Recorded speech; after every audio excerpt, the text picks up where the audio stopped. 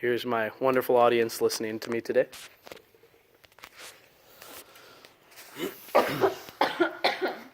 As atomic theory has evolved throughout the years, we continue to make more advancements toward the understanding and having a direction of understanding towards the inner workings of our science and everything that happens around us and has existed around us. Atomic theory is fundamental to understanding how everything around us works and is the possible key to unlock immense possibility in the future. And we can use some of the greatest minds that have existed in our world to work towards us to help with this. So, two particular scientists, Erwin Schrödinger and James Chadwick, began to question previous theories and expand on them to advance future scientific research.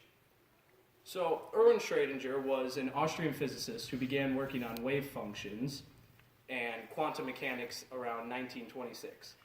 He created a whole new understanding of the atomic theory with his possible ideas. Schrödinger built off of previous theories to begin his research on quantum mechanics. He not only recognized that there was more than just an atom, and there was inner workings of the atom, but he also discovered that there were protons and electrons inside of it. And then he also realized that Niels Bohr's planetary model was incorrect because that described electrons circulating around the atom in a planet-like style that is a set path, but that was incorrect, as Schrödinger later found out. So the first thing he was interested in was finding the exact position and velocity of an electron at any point in time. He first realized that electrons traveled in waves, making it hard to determine that there was no set way of being able to figure out exactly where they are and their velocity at any time.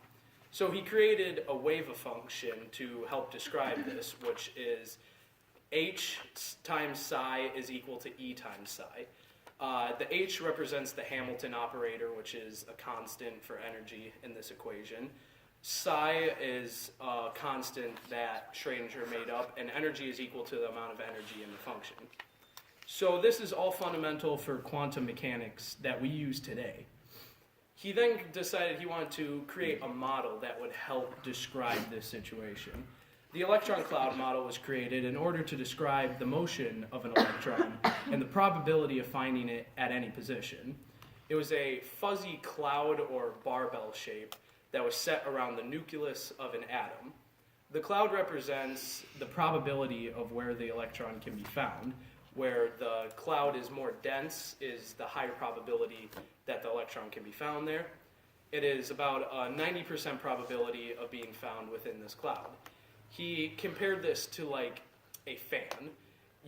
When a fan is on, you can see where approximately the blades are, but you can never determine exactly where they are going at what speed at any time.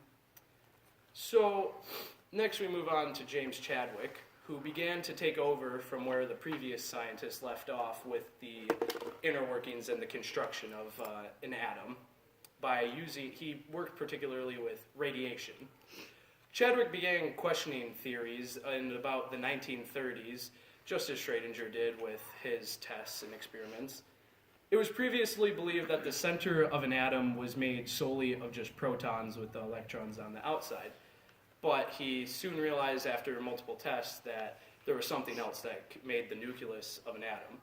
So when he tested this with high energy gamma photons, he realized that those alone could not knock out protons by themselves. So there had to be something else within the nucleus of atoms.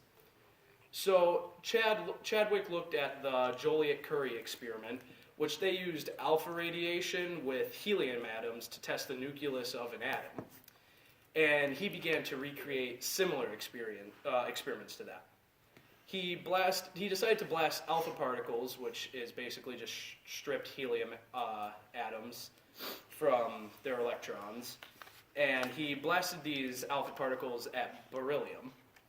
And he had a sensor at the end, and he discovered that it gave off two types of radiation that were picked up by the sensor. So he knew that one type of radiation was the proton, but he hypothesized that the other type of radiation that was coming from it was a neutral atom. So hence where the word neutron comes from.